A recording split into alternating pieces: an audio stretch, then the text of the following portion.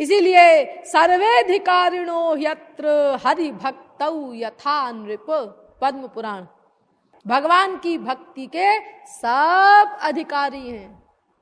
शास्त्रतः श्रूयते भक्तौ नृमात्रस्याधिकारिता, भक्ति रसामृत सिंधु। मनुष्य मात्र अधिकारी है भगवान की भक्ति करने का, वो कोई हो। और भक्ति का अधिकारित्व ही हमारे यहां बताया गया है कि न निर्विण्णो नाति सक्तो भक्ति योगोस्य सिद्धिदः। क्यों सब अधिकारी हैं, उसका कारण बताते हैं कि भक्ति का अधिकारित्व क्या है। 11वें स्कंद के 20वें अध्याय का 8वां श्लोक है भागवत का। जो न संसार में अत्यंत आसक्त हो और न संसार से अत्यंत विरक्त हो, ऐसा प्रत्येक मनुष्य भक्ति का अधिकारी है। तो संसार में चप्पल जूते मिलते रहते हैं हम लोगों को, इसीलिए थोड़ा थोड़ा वैराग्य होता ही रहता है सबको। इसीलिए अत्यंत आसक्ति भी नहीं है संसार में, क्योंकि हम जो कामनाएं करते हैं वो उसके अनुसार तो सब कुछ हमें मिलता नहीं,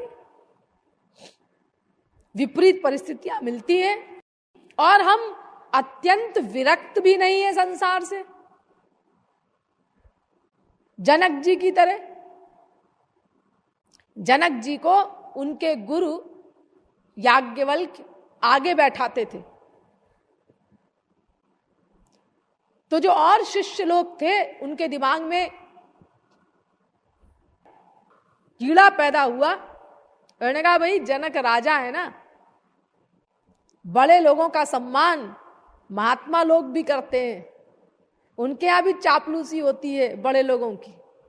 बोले कुछ नहीं, भीतर सोचा।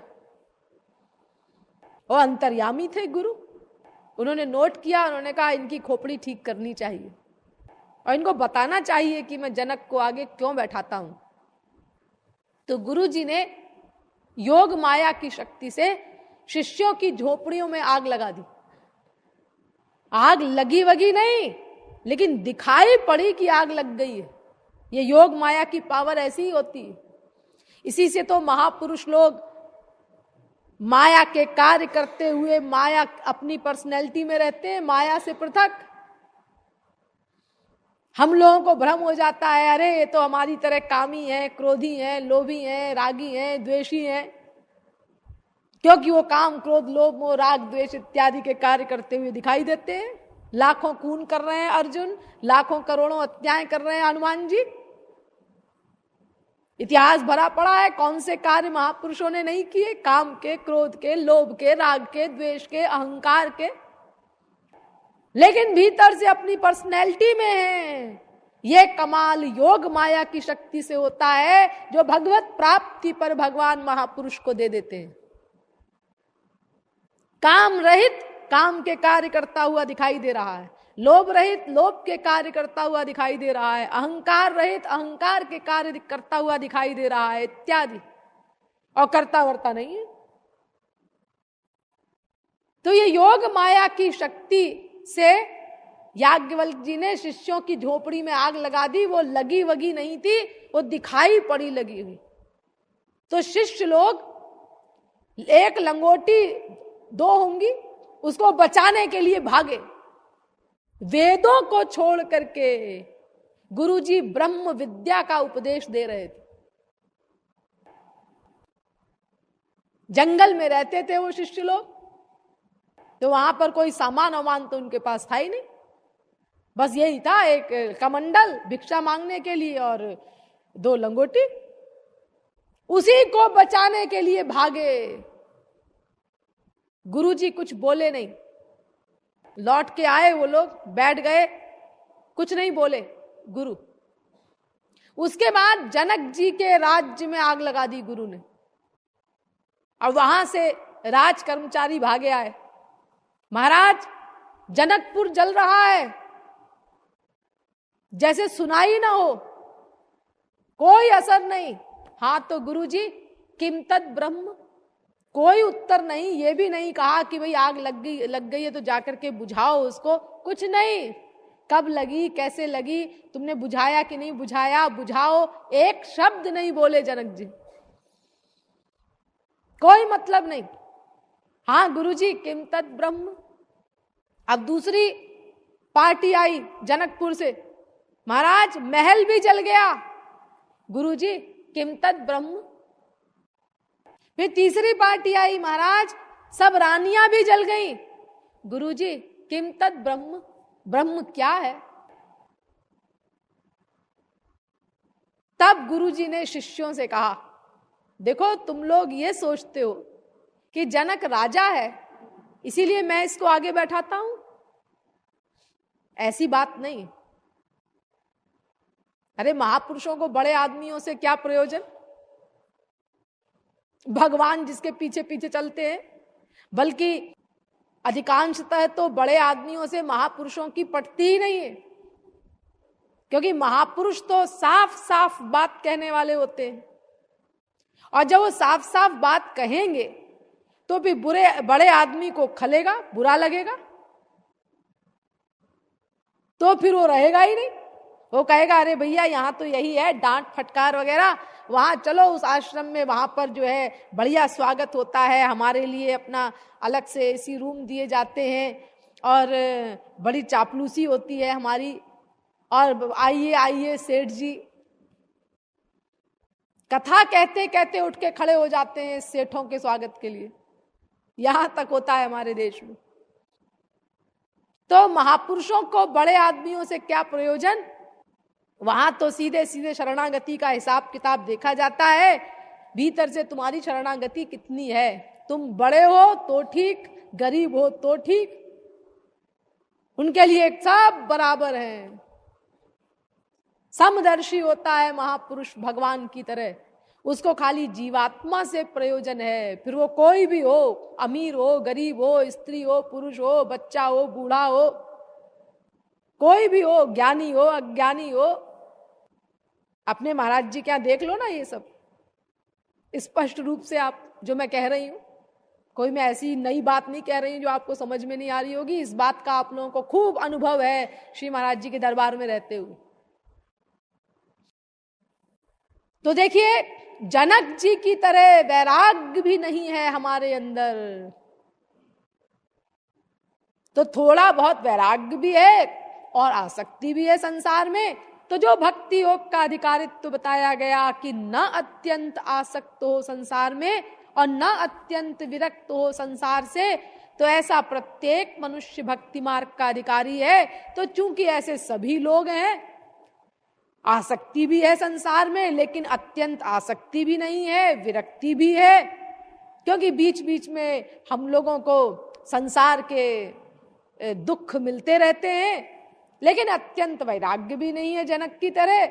इसीलिए प्रत्येक मनुष्य भक्ति मार्ग का अधिकारी है। तो कर्मकांडी जी आप ये मत सोचिए कि भाई हम तो अत्यंत आसक्त हैं तो भक्ति में हमको स्थान नहीं मिलेगा, भक्ति में सबके लिए स्थान है। अच्छा एक बात बताइए, आपकी भक्ति में श्रद्धा पैदा करने का भी कोई उपाय है क्या? क्योंकि आदौ श्रद्धा ततः साधु संगोथ भजन क्रिया ततो नर्थ निवृत्ति स्यात् ततो निष्ठा रुचिस ततः अथासक्तिस ततो भावः ततः प्रेमाभ्युदंचति साधकानामयं प्रेम्णः प्रादुर्भावे भवेत् क्रमः। भक्ति रसामृत सिंधु। सबसे पहली चीज आदौ श्रद्धा, श्रद्धा हो। फिर कोई महापुरुष मिले, उसका संग करे, फिर उसकी बताई हुई साधना करे, तो फिर गाड़ी आगे चले। तो इसका मतलब अगर हमारे अंदर श्रद्धा नहीं है तो फिर उस श्रद्धा को पैदा करने के लिए पहले हम संसार से वैराग्य करें, और जब संसार से वैराग्य हो जाए तब श्रद्धा उत्पन्न होगी, तब फिर हम किसी महापुरुष के पास जाएं और फिर उससे उपदेश ग्रहण करें और फिर हम भक्ति मार्ग के पे चलने के अधिकारी बनेंगे। तब भक्ति का हिसाब किताब शुरू होगा। वेदव्यास ने इस बात का भी उत्तर दिया है। उन्होंने कहा नहीं, ऐसा नहीं है। अगर आपकी श्रद्धा नहीं भी है तो भी आपके लिए उपाय है भक्ति में। वो कैसे? सताम प्रसंगान मम वीर्य संविदो भवन्ति हृत्कर्ण रसायना कथा तज्जोषणा दाश्वपवर्गवर्त्मनि श्रद्धा रतिर्भक्तिरनुक्रमिष्यति। भागवत 3 स्कंद के 25वें अध्याय का 25वां श्लोक। यानी अगर कोई किसी श्रोत्रिय ब्रह्मनिष्ठ वास्तविक महापुरुष का संग करता रहे, वास्तविक महापुरुष का संग। प्रैक्टिकल मैन की बात और होती है, थ्योरेटिकल मैन की बात और होती है। प्रैक्टिकल मैन का संग करे और उसके द्वारा जो भगवत चर्चा होती है उसको सुनता रहे, तो उसके अंदर धीरे धीरे श्रद्धा पैदा हो जाएगी, फिर श्रद्धा से रति पैदा हो जाएगी, फिर रति से भक्ति पैदा हो जाएगी। श्रद्धा रतिर भक्तिरनुक्रमिष्यति। महापुरुष का संग करे।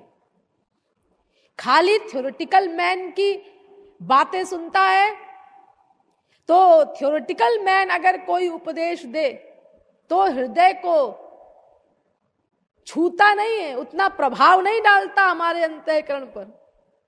लेकिन अगर कोई प्रैक्टिकल महापुरुष है और वो हमको कुछ बात समझाता है तो वो बात हृदय में अपना स्थान बना लेती है, जगह बना लेता है वो उपदेश हमारे हृदय में।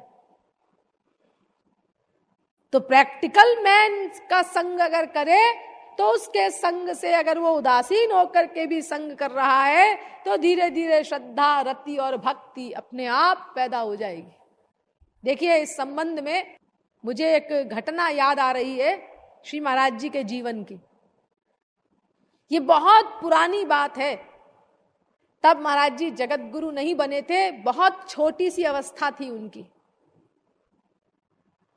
तो मथुरा में डेम्पियर नगर है एक,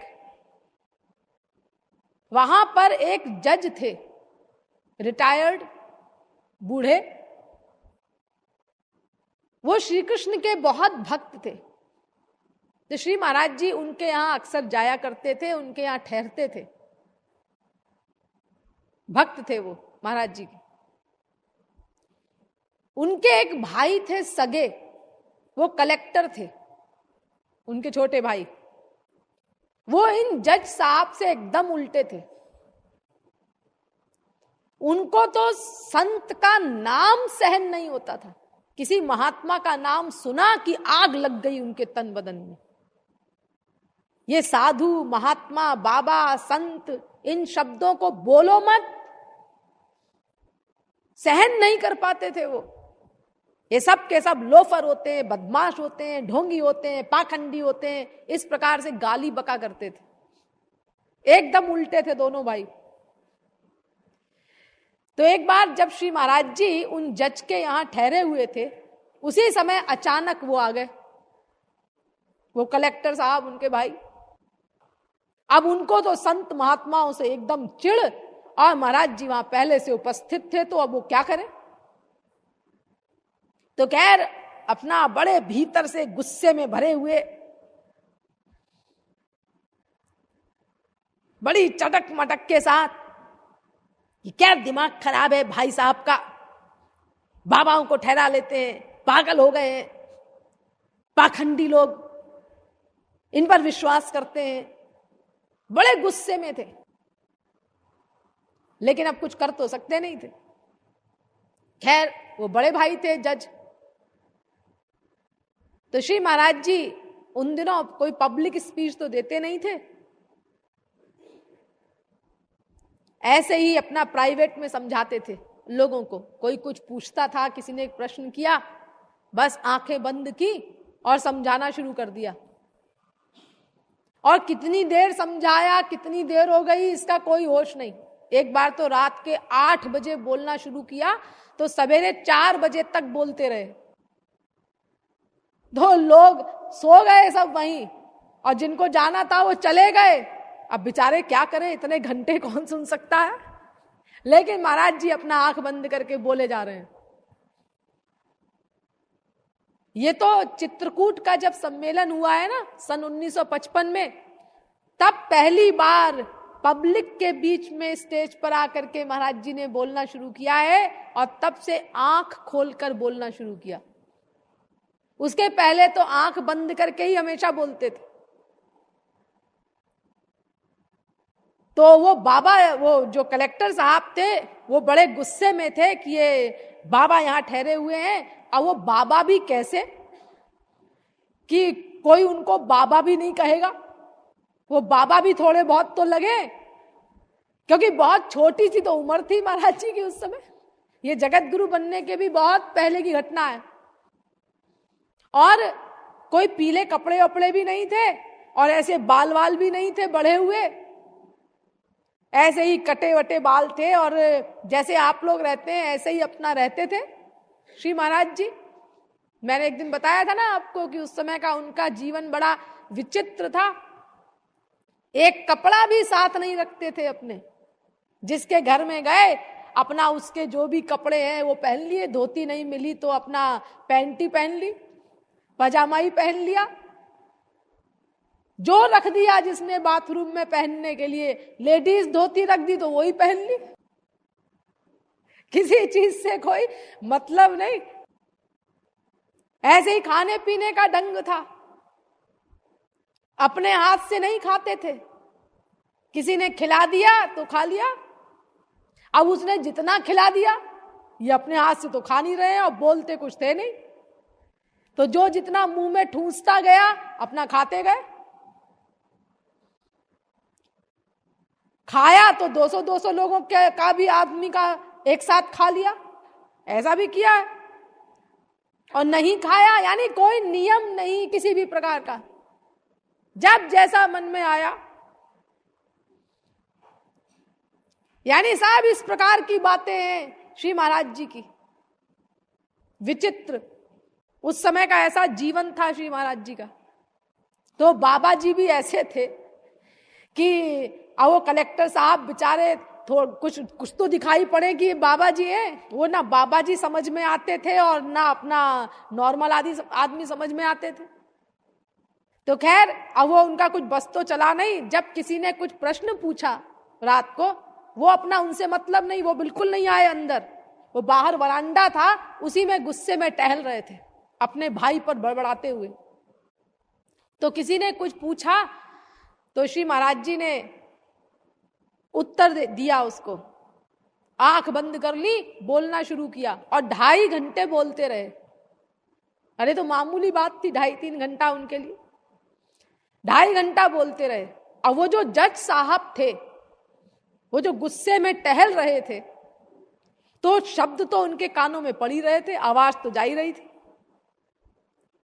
तो धीरे धीरे उनका गुस्सा खत्म हो गया। उन्होंने कहा ये छोटी सी उम्र है, बिल्कुल बच्चे लगते हैं, लेकिन ये बात तो बड़े पते की कहते हैं, बड़ी गहरी बातें बता रहे हैं। खड़े होकर के सुनने लगे। अब 2.5 घंटे बाद जब महाराज जी बोल चुके, तो उसके बाद थोड़ी देर कीर्तन वगैरह हुआ। तो सब लोग 12 बजे तक रात को ऐसा होता रहा। 12 बज गया इसी में। अब उसके बाद सारे सत्संगी जाने लगे। तो जैसा कि होता है, प्रणाम करके सब लोग जा रहे थे। तो जब सब प्रणाम कर चुके, तो अंत में वो कलेक्टर साहब आए महाराज जी को प्रणाम करने के लिए।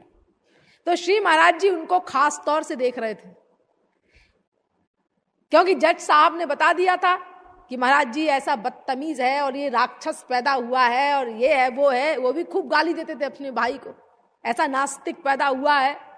तो महाराज जी उनको खास तौर से देख रहे थे।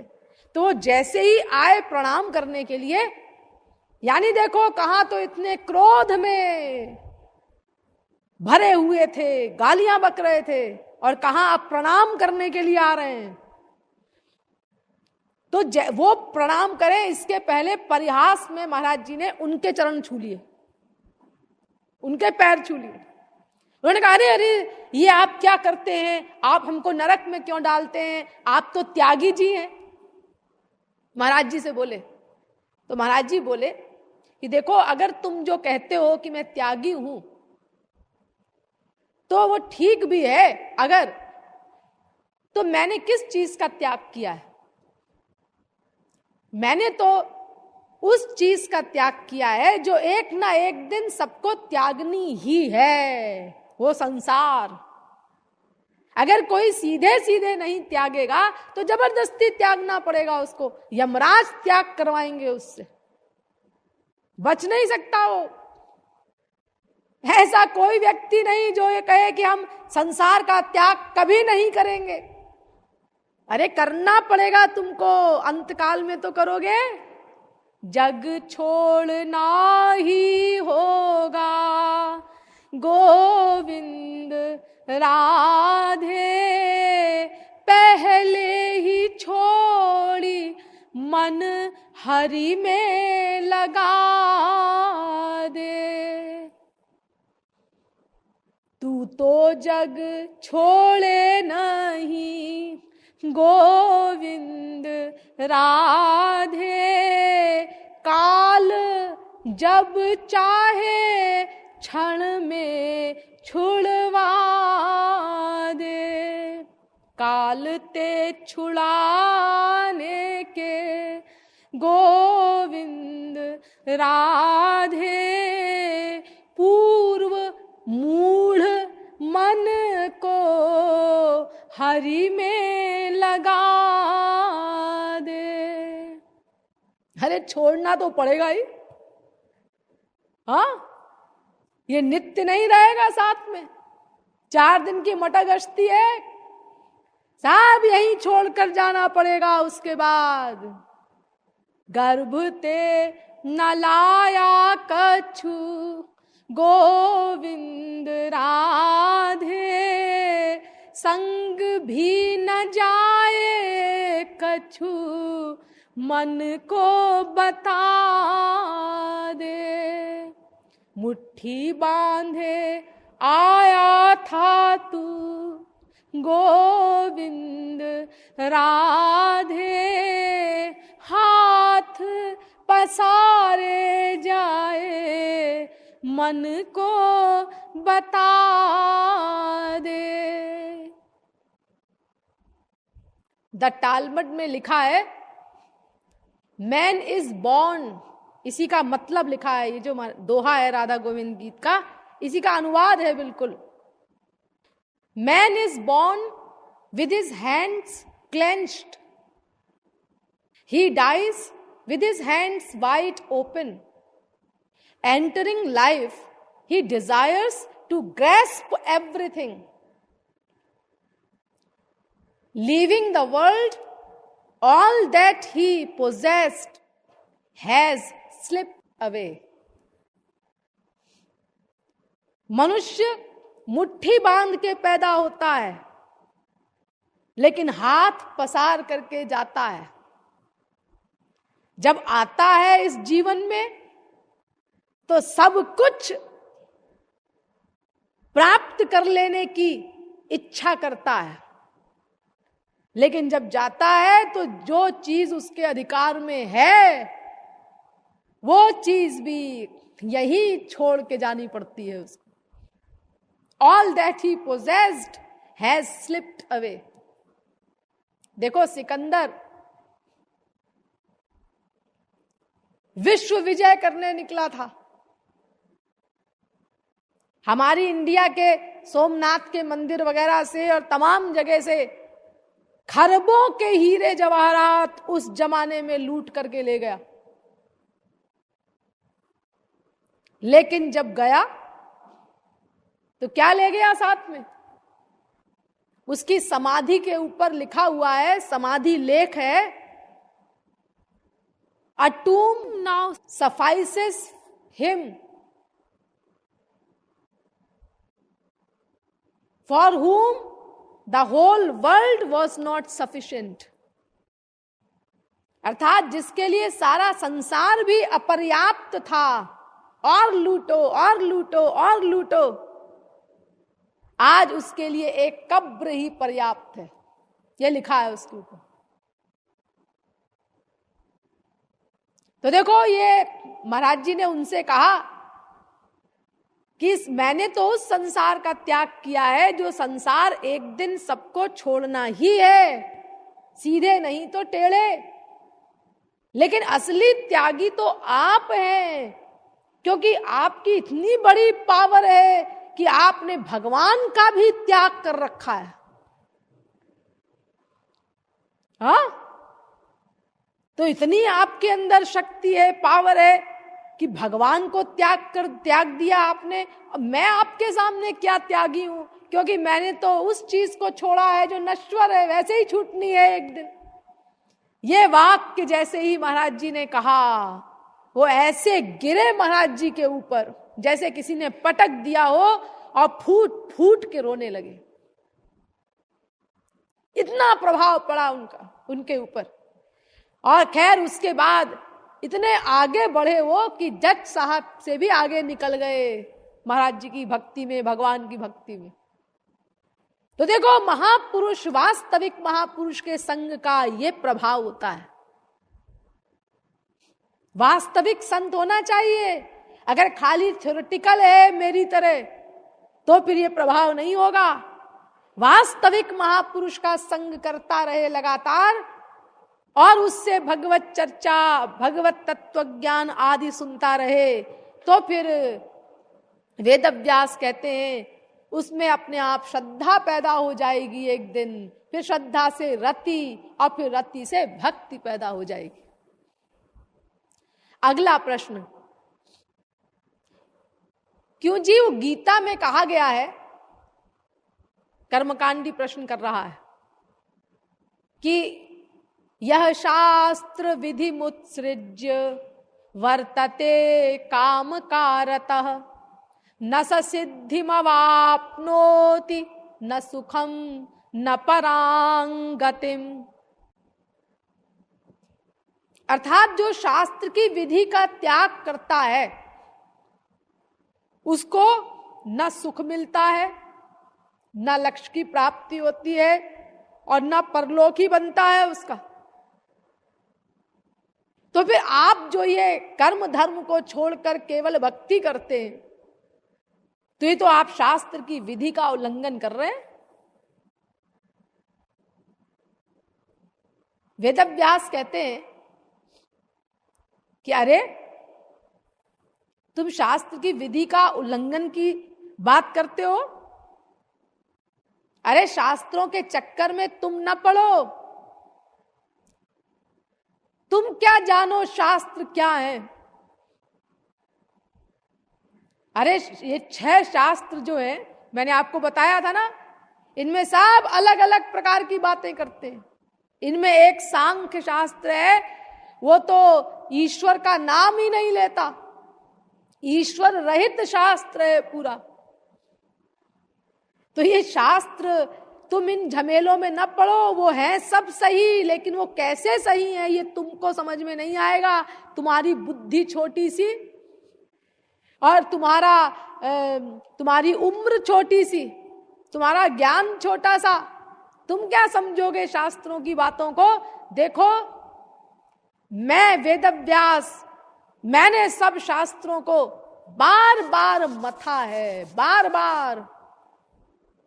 मैं जानता हूं शास्त्रों का निष्कर्ष क्या है, इसलिए तुम मेरी बात सुन लो, स्वयं शास्त्रों के चक्कर में न पड़ो। श्रुतिर विभिन्ना स्मृतयो विभिन्ना नैको मुनिर्यस्य वचः प्रमाणम् शास्त्रस्य तत्त्वं निहितं गुहायां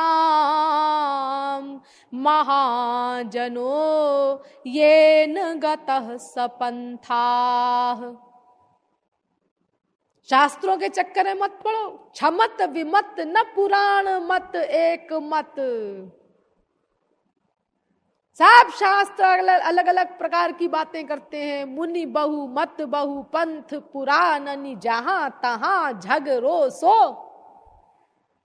सब अलग अलग प्रकार की बातें करते हैं, पुराण शास्त्र। तो अगर तुम उनमें घुसोगे तो सुन लो तुलसीदास जी पहले ही क्या वार्निंग दे रहे हैं। श्रुति पुराण बहु कहे उपाई छूटे ना अधिक अधिक अरुझाई। और अधिक उलझ जाओगे। तो मैं वेदव्यास भगवान का अवतार हूं। वेदांत जैसा ग्रंथ मैंने ही बनाया है। महाभारत जैसा ग्रंथ 1,00,000 श्लोकों का मैंने ही लिखा है। 18 पुराणों का वक्ता मैं ही हूं। गीता भी मैंने लिखी है। मुझसे बड़ा कौन शास्त्र का जानकार होगा। और उसके बाद भी मैंने मंथन किया है, आलोड़न किया है उन शास्त्रों का बार बार, और सार निकाला है उनका। तो फिर वो सार मैं तुमको बता देता हूं, बस उससे मतलब रखो। हाँ महाराज बताइए क्या सार है सब शास्त्रों का। तो वेदव्यास कहते हैं आलोड्य सर्वशास्त्राणि विचार्य च पुनः पुनः इदमेकं सुनिष्पन्नम ध्येयो नारायणो हरिः। सब शास्त्रों का निचोड़ ये है कि श्री कृष्ण की भक्ति करो। ये वेदव्यास कह रहे हैं, और कुछ नहीं लिखा है शास्त्रों में। सबका निष्कर्ष, सबका निचोड़ अंत में यही मिलता है। कितना ही मंथन करो कि श्री कृष्ण में मन का लगाव करो। और कौन सी शास्त्र विधि होती है? यही तो शास्त्र विधि है। अरे शास्त्रों का काम क्या है? जीव को भगवान से मिला देना। इसी के लिए होते हैं ना शास्त्र। जीवात्मा का परमात्मा से मिलन हो जाए। और जब जीवात्मा का परमात्मा से मिलन करा दिया तो फिर शास्त्र लौट आते हैं। स्त्री पति को 7 फेरे पड़वा करके लड़का लड़की को स्त्री पति बना दिया, मंत्र मंत्र बुलवा के। अब उसके बाद पंडित जी का, पुरोहित जी का काम खत्म। अब तुम आपस में निपटो, चाहे प्यार से रहो, चाहे आपस में रोज चप्पल जूता मारो एक दूसरे को, हमसे मतलब नहीं अब। लेकिन जी आपने ब्याह कराया था, बस हमारा इतना ही काम था, तुमको मियां बीबी डिक्लेयर करना, मिला देना। अब उसके बाद तुम जानो, तुम्हारा काम जाने। ऐसे ही ये शास्त्र वेद हैं। इनका काम है जीवात्मा रूपी प्रेयसी को परमात्मा रूपी प्रियतम से मिला देना, और उसके बाद लौट आना। शास्त्र मस्मान निवर्तते। तो इसी के लिए तो शास्त्र होते हैं कि जीव का भगवान से मिलन हो, भगवान से प्यार होगा तभी तो मिलन होगा। और फिर देखो ये जो इस श्लोक में कहा गया है, यह शास्त्र विधि मुत्सृज्य वर्तते काम कारतः। ये काम कारतः शब्द पर ध्यान दो इस श्लोक में। जो शास्त्र की विधि को छोड़ करके काम कारतः, यानी मन की उच्छृंखलता वश कामनाओं का गुलाम बन करके अगर कोई शास्त्र की विधि का परित्याग करता है और ईश्वर भक्ति भी नहीं करता, उसके लिए ये श्लोक है। ये इस श्लोक में ही लिखा हुआ है। यह शास्त्र विधि मुत्सृज्य वर्तते काम कारतः, मन माना आचरण करता है, उच्च श्रृंखलता का आचरण करता है, कामनाओं का गुलाम होने के कारण ईश्वर भक्ति भी नहीं करता और शास्त्र की आज्ञा भी नहीं मानता, उसके लिए ये श्लोक है कि अगर तुमने शास्त्र विधि का पालन नहीं किया तो तुमको न सुख मिलेगा, न तुम्हारा परलोक बनेगा, और लक्ष्य की प्राप्ति का तो प्रश्न ही नहीं पैदा होता। ईश्वर भक्ति करने वाले के लिए श्लोक नहीं। अगला प्रश्न, कर्मकांडी कहता है कर्म सन्यासी से, क्यों जी कर्मकांडी ये बात क्यों नहीं समझता कि उसको भक्ति करनी चाहिए, क्यों कर्म धर्म के चक्कर में पड़ा रहता है वो? अरे जो शास्त्रों का निचोड़ है कि श्री कृष्ण भक्ति करो, सब शास्त्र कहते हैं, तो कर्मकांडी को ये बात समझनी चाहिए, ये उसके दिमाग में आती क्यों नहीं? तो इसका उत्तर दिया गया हमारे शास्त्रों में, यावत् पापैस्तु मलिनम हृदयम तावदेव हि न शास्त्रे सत्यता बुद्धि सद्बुद्धि सद्गुरौ तथा। अर्थात जब तक अंतःकरण पापों से मलिन है तब तक न शास्त्रों में श्रद्धा होती है, न महापुरुष में श्रद्धा होती है, और न भक्ति मार्ग में श्रद्धा होती है। श्रद्धा माने विश्वास। अंतःकरण गंदा होने के कारण शास्त्रों के वाक्य पर, महापुरुष के वाक्य पर, भगवान की वाणी पर विश्वास नहीं होता जीव का, और वो स्वयं जो ठीक समझता है वो करता है। न मलिन चेतस्युपदेश प्ररोहो जवत, दर्शन शास्त्र। मलिन अंतःकरण वाले के अंदर महापुरुष के उपदेश का बीज अंकुरित नहीं होता। गंदे हृदय में महापुरुष के उपदेश का बीज अंकुरित नहीं होता। ये कारण है अंतःकरण की गंदगी।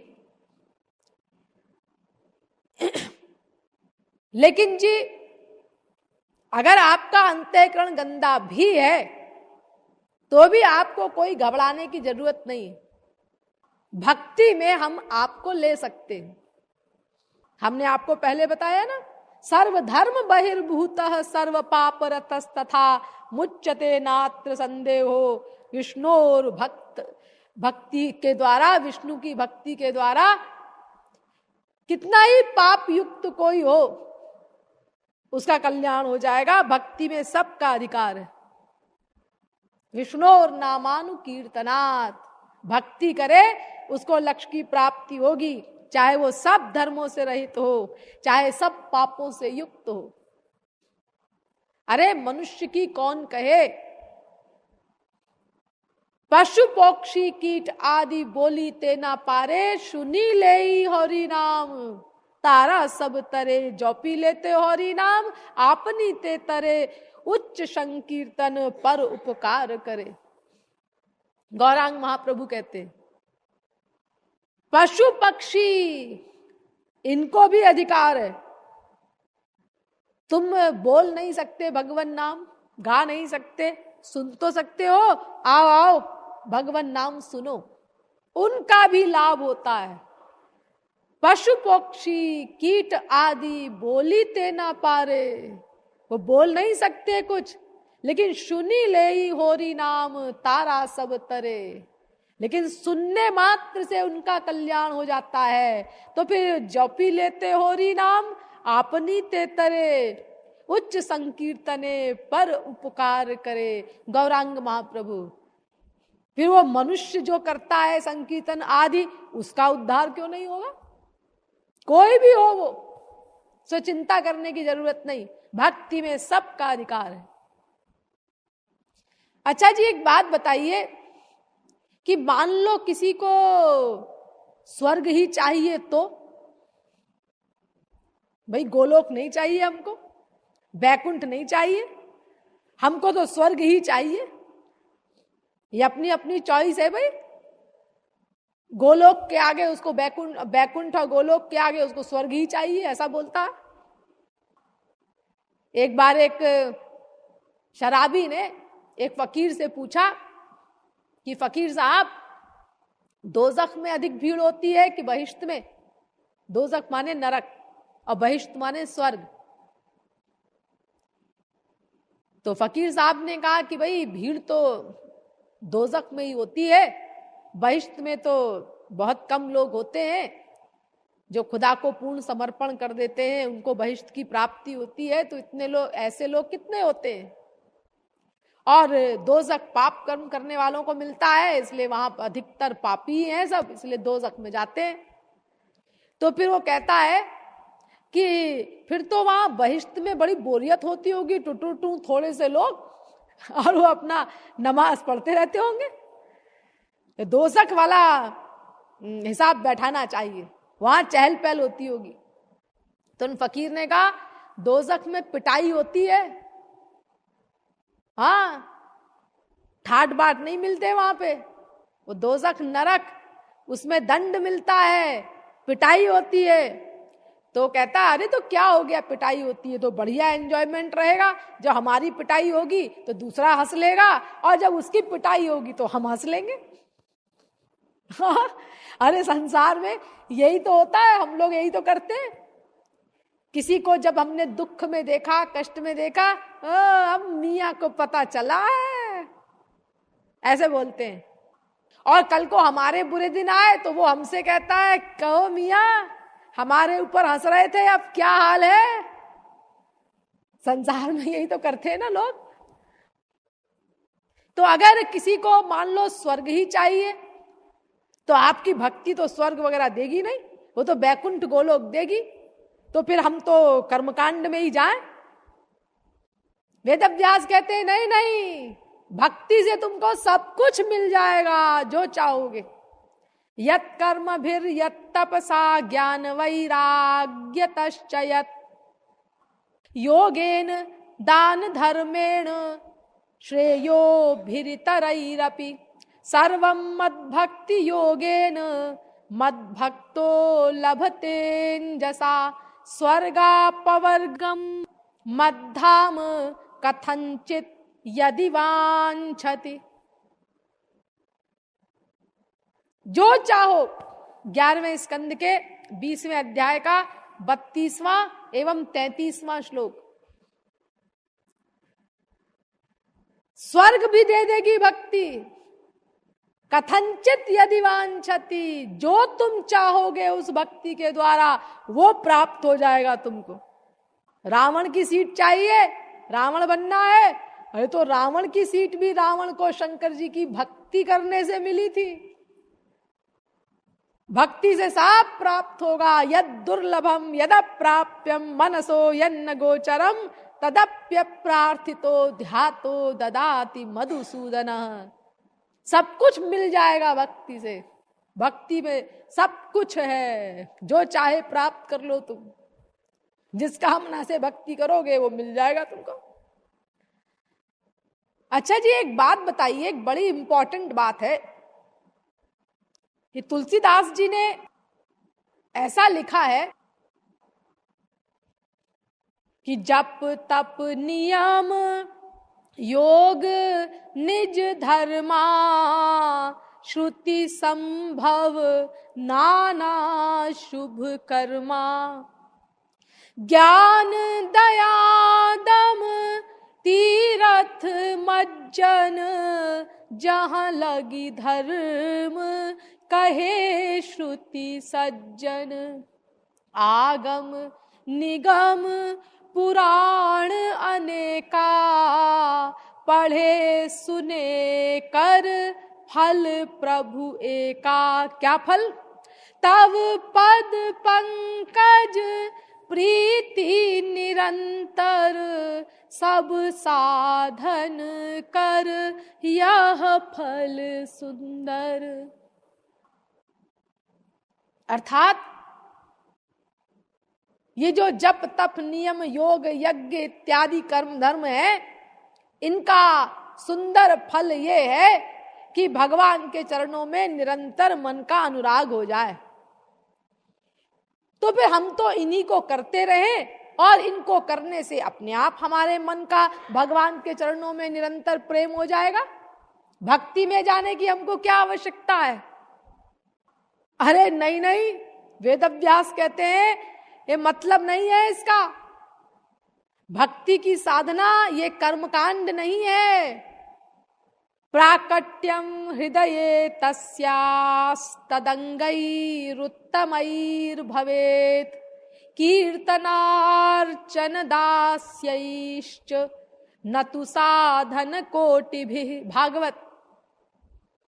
भक्ति की साधना ये अर्चन, वंदन, दास्य, सख्य, ये सब जो नवधा भक्ति है, उस नवधा भक्ति को करने से तुम भक्ति के अधिकारी बनोगे।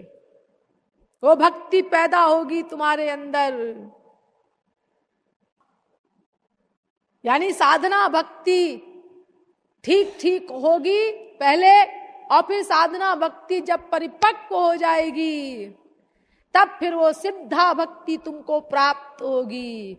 तो सिद्धा भक्ति को प्राप्त करने के लिए, जिससे भगवत प्राप्ति होती है, परम चरम लक्ष्य हल होता है, उसको प्राप्त करने के लिए तुमको नवधा भक्ति रूपी साधना भक्ति करनी होगी। ये कर्म कांड उस भक्ति की प्राप्ति की साधना नहीं है। ये जो तुलसीदास जी ने कहा है, इसका मतलब ये नहीं है कि ये कर्म धर्म करने से तुम्हारे मन का निरंतर भगवान में अनुराग हो जाएगा। वो तो ये कह रहे हैं कि कर्म धर्म का ये फल होना चाहिए। अगर वो सही सही कर्म धर्म है तो उसका ये फल होना चाहिए कि भगवान से हमारा प्रेम हो। लेकिन अगर नहीं होता तो वही तुलसीदास जी लिख रहे हैं कि सो सब कर्म धर्म जारी जाऊ, जहाँ न राम पद पंकज भाऊ। आग लगा दो ऐसे कर्म धर्म में। ये वही तुलसीदास जी लिख रहे हैं। इसीलिए भक्ति तो करनी ही पड़ेगी। लेकिन जी एक बात बताइए, एक प्रश्न और है हमारा कि वेद में कहा है कि धर्मेण पाप मपनुदन्ति। धर्म से, कर्म धर्म करने से पाप नष्ट होते हैं। तो हम कर्म धर्म करते रहें, हमारे पाप नष्ट हो जाएंगे, अंतःकरण शुद्ध हो जाएगा। और आप भी अपनी भक्ति के द्वारा यही तो लक्ष्य रखते हैं कि अंतःकरण शुद्ध हो जाए। अंतःकरण शुद्धि के लिए आप भक्ति करते हैं, हम कर्म धर्म करेंगे, उससे हमारा अंतःकरण शुद्ध हो जाएगा। नहीं, कर्म धर्म से अंतःकरण की शुद्धि नहीं हो सकती। लेकिन ये वेद में तो लिखा है। वेद में ये नहीं लिखा है कि कर्म धर्म करने से अंतःकरण शुद्ध हो जाता है। वेद में ये लिखा है कि कर्म धर्म करने से, वो प्रायश्चित्त कर्म के द्वारा पाप नष्ट होता है। पाप नष्ट होना और बात है, अंतःकरण शुद्ध होना बिल्कुल अलग बात है। पाप नष्ट आपने किया, वो भी सब पाप नष्ट नहीं होंगे। जिस पाप को नष्ट करने के लिए वो प्रायश्चित्त किया है आपने, वेदों में पापों के प्रायश्चित्त बताए। अगर तुमसे ये पाप हो गया तो तुम ये प्रायश्चित्त कर लो, ऐसे ऐसे उसकी विधि बताते हैं वेद, स्मृति।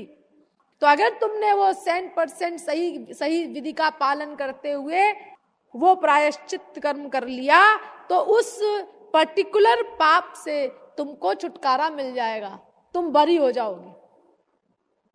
जैसे आपने गो हत्या की, किसी बिल्ली की हत्या हो गई, किसी गाय की हत्या हो गई आपसे, अब उसके लिए जो प्रायश्चित्त लिखा है वेद में वो आपने कर दिया, तो आप बिल्ली की हत्या के पाप से मुक्त हो गए। लेकिन बाकी तो पाप है आपके बहुत। आप कहां तक प्रायश्चित्त करेंगे? कितने प्रायश्चित्त करेंगे आप? अनंत पाप हैं, संचित पाप अनंत जन्मों के, वो हमारे साथ हैं, संचित कर्म के रूप में फाइल में दर्ज हैं वो। अगर आप अनंत काल तक भी प्रायश्चित करते रहें तो भी वो समाप्त नहीं होंगे। और फिर आप जब प्रायश्चित करेंगे तो उस प्रायश्चित काल में भी तो आप पाप करेंगे दूसरे, क्योंकि आपके ऊपर माया का आधिपत्य है, क्योंकि आपका अंतःकरण गंदा है, क्योंकि कुसंग का वातावरण भी है, क्योंकि आपके पूर्वजन्म के पापों वाले संस्कार भी आपके साथ हैं, तो आप फ्रेश पाप भी करते जाएंगे और नए नए। तो आपको कभी पापों से छुटकारा मिलेगा ही नहीं। पाप की प्रवृत्ति तो बनी रहेगी आपकी, क्योंकि आपको हैबिट है पाप करने की। अंतःकरण कैसे शुद्ध होगा आपका? अरे देखो, जैसे किसी व्यक्ति ने चोरी की, अब उसको जेल हो गई 1 साल की, तो जेल से लौट के आया, क्यों जी? अब आप चोरी के पाप से मुक्त हो गए। हाँ जी, अब हम बिल्कुल मुक्त हो गए चोरी के पाप से। लेकिन चोरी की प्रवृत्ति से आप मुक्त नहीं हुए,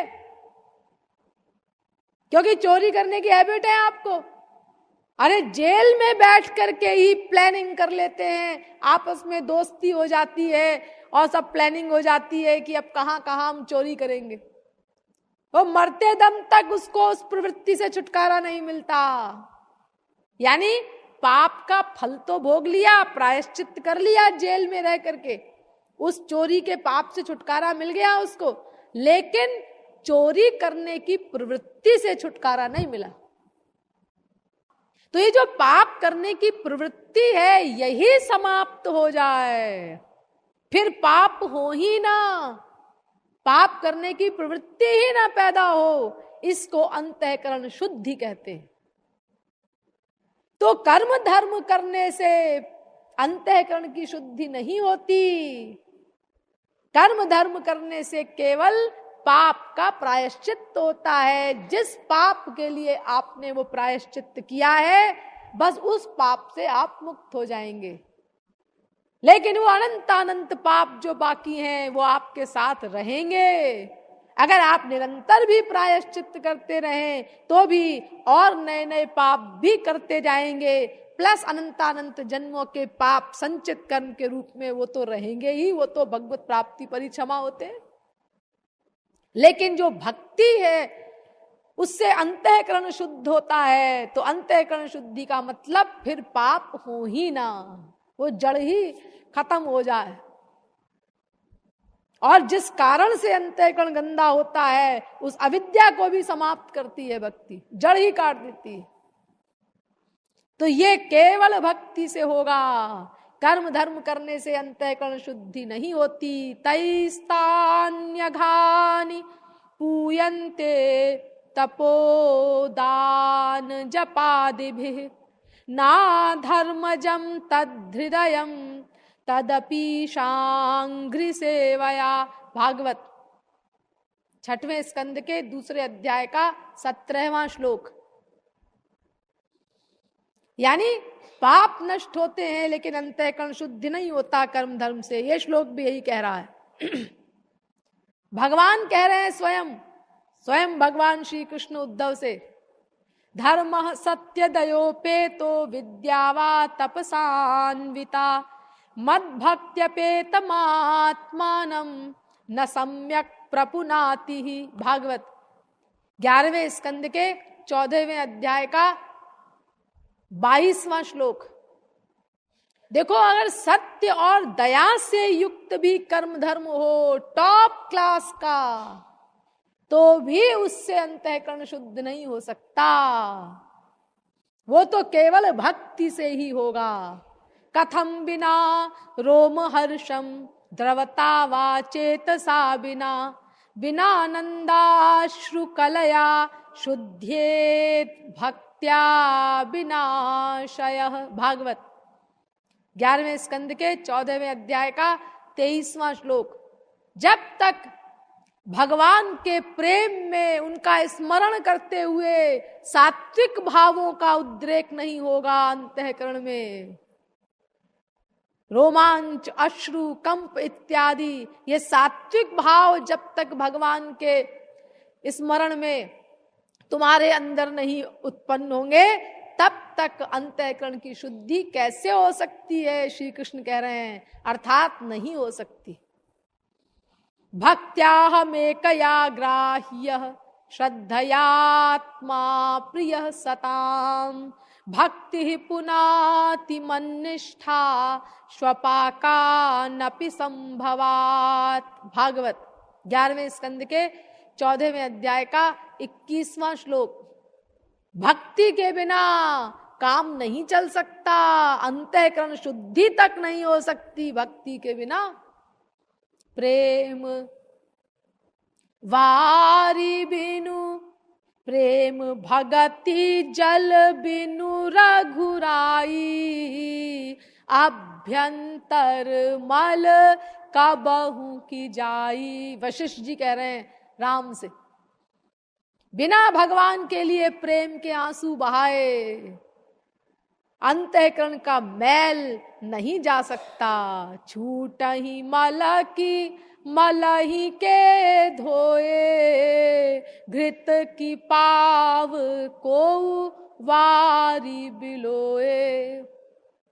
जैसे पानी के द्वारा पानी को मत करके घी निकालना असंभव है, ऐसे ही भक्ति के बिना अन्य किसी उपाय से अंतःकरण की सम्यक शुद्धि असंभव है। केवल भक्ति से ही काम बनेगा। इसीलिए या तो केवल भक्ति करो, कर्म सन्यासी केवल भक्ति करता है, और या भक्ति के साथ साथ यथाशक्ति कर्म भी करते रहो। मैंने आपको बताया था लोकादर्श के लिए महापुरुष भक्ति के साथ साथ कर्म धर्म भी करते रहते हैं। कर्म योग का पालन करो चाहे, लेकिन भक्ति करनी पड़ेगी। भक्ति के बिना काम नहीं चल सकता। तो अब आप लोग इतने दिन इतने विस्तार से मैंने समझाया है, अब आप लोग भली भांति समझ गए होंगे कि जहां जहां कर्म धर्म की निंदा की गई है शास्त्रों वेदों में, वो भक्ति रहित कर्म धर्म है, क्योंकि ऐसा कर्म धर्म हमको स्वर्ग से अधिक और कुछ नहीं दे सकता। ये जो कर्म धर्म किए जाते हैं यज्ञादिक, इनके द्वारा जो किया जाता है वो इनडायरेक्टली होती तो भगवान की उपासना है, लेकिन फल उसको मिलता है उस देवता का जिसके लिए वो यज्ञादिक कर रहा है। भगवान का फल नहीं मिलता उसको। अंतवत्तु फलम तेषाम तद्भवत्यल्पमेधसाम देवान देवयजो यान्ति मद्भक्ता यान्ति मामपि। 7वें अध्याय का 23वां श्लोक गीता का। वो देवताओं की भक्ति करने वाले वो देवताओं को ही प्राप्त होते हैं, स्वर्ग मिलेगा उनको। मुझे तो वो प्राप्त करेंगे जो मेरी भक्ति करते हैं। कर्म कांड से मेरी प्राप्ति नहीं होती। यान्ति देवव्रता देवान पितॄन यान्ति पितृव्रताः भूतानि यान्ति भूतेज्या यान्ति मद्याजिनोऽपि माम। गीता 9वें अध्याय का 25वां श्लोक। यानी जो देवताओं की भक्ति करेगा वो देवताओं को प्राप्त होगा, जो मनुष्यों से प्यार करेगा उनकी भक्ति करेगा वो मनुष्य लोग को प्राप्त होगा, और जो मेरी भक्ति करेगा वही मुझे प्राप्त होगा। तो जिसको मेरी प्राप्ति करनी है उसको मेरी भक्ति करनी होगी। ये कर्म धर्म से अंतःकरण तक शुद्ध नहीं हो सकता। मेरी प्राप्ति कैसे होगी? अरे मेरी प्राप्ति के पहले एक शर्त है, वो पूरी करनी होगी। निर्मल मन जन सो मोहि पावा, वही नहीं कर सकते ये कर्म धर्म। मेरी प्राप्ति का कराएंगे। इसीलिए जहां जहां कर्म को ईश्वर प्राप्ति का मार्ग कहा गया है वो वास्तव में कर्म योग अर्थात मन से निरंतर ईश्वर भक्ति मेन, और ऊपर से यथाशक्ति कर्म धर्म का भी आचरण गौण, यानी भक्ति युक्त कर्म धर्म ईश्वर प्राप्ति का मार्ग है, भक्ति रहित कर्म धर्म निंदनीय है। कंक्लूजन ये। अब इसके बाद दूसरा मार्ग आता है ज्ञान मार्ग। अब ये बड़ा भयानक विषय है, अब इसको मैं कल से शुरू करूंगी। बोलिए वृंदावन बिहारी लाल की, जगत गुरु श्री कृपालु जी महाराज की।